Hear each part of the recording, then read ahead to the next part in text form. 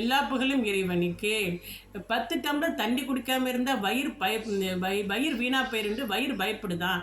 இது சயின்ஸ் சொல்லுது. இதே மாதிரி நம்ம மார்க்கத்தில் என்னென்ன பாவம் செஞ்சால் எந்தெந்த உறுப்புகளுக்கு தண்டனை கிடைக்கும் அப்படிங்கிறத பற்றி நம்ம இப்போ பார்க்க போகிறோம். தொழுகை பள்ளியிலும் குரான் ஓதும் போதும் பயான் சொல்லும் போதும் இவன் சிரிக்கிறானே, மறுமையில் அல்லாஹ் உருவத்தை மாற்றி தண்டிப்பானே என உடல் பயப்படுகிறது. இவன் தகாத உறவு கொள்கிறானே, மறுமையில் அல்லாஹ் நெருப்பில் போடுவானே என உடல் பயப்படுகிறது. சுபுகு தொழுகாமல் தூங்குகிறானே, மறுமையில் அல்லாஹ் பாராங்கல்லை தலையில் போட்டு நசுக்குவானே என தலை பயப்படுகிறது. ஏழை எளிய மக்களின் இரத்தத்தை உறிஞ்சி வட்டி வாங்குகிறானே, அல்லாஹ் மறுமையில் கல்லை போட்டு நசுக்கி இரத்த ஆறில் மூழ்க வைப்பானே என தலை பயப்படுகிறது. தலையில் துணி இல்லாமல் சுற்றுகிறாளே, கபூரில் மலக்குகள் ஒவ்வொரு முடியாக பிடுங்கி மண்டை ஓடி வெளியே தெரியுமே என தலை பயப்படுகிறது.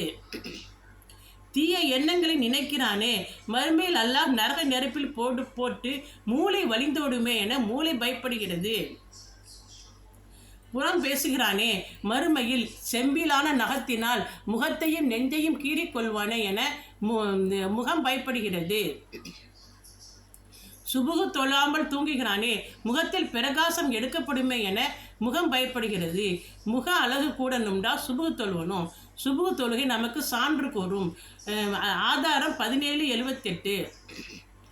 அதிகமாக சிரிக்கிறானே, அது உள்ளத்தை மரணிக்க செய்து விடுமே, முகத்தின் பிரகாசம் போய்விடுமே என முகம் பயப்படுகிறது. சொன்னவர் அபூதர் நூல் பைஹகி. தொழுகை வரிசையை நேராக அமைக்காமல் இருக்கிறானே, மறுமையில் அல்லாஹ் முகத்தை மாற்றி தண்டிப்பானே என முகம் பயப்படுகிறது. இவன் அல்லாஹ்வுடைய அறிவுரையை அலட்சியப்படுத்தி புறக்கணிக்கிறானே, நிச்சயமாக இவனுக்கு இம்மையிலும் நெருக்கடியான வாழ்க்கையும் மறுமையில் குருடனாக எழுப்பப்படுவானே என கண்கள் பயப்படுகிறது. அத்தியாயம் 20 வசனம் 124. ஆபாச வீடியோ பார்க்கிறானே, மறுமையில் எதை பார்த்தா என்று அல்லாஹ் கேட்டு தண்டனை கொடுப்பானே என கண்கள் பயப்படுகிறது. தீய ஆபாச பேச்சை கேட்கிறானே, மறுமையில் என்னை பேச வைத்து அல்லாஹ் கேட்பானே என தண்டனை கொடுப்பானே என காதுகள் பயப்படுகிறது.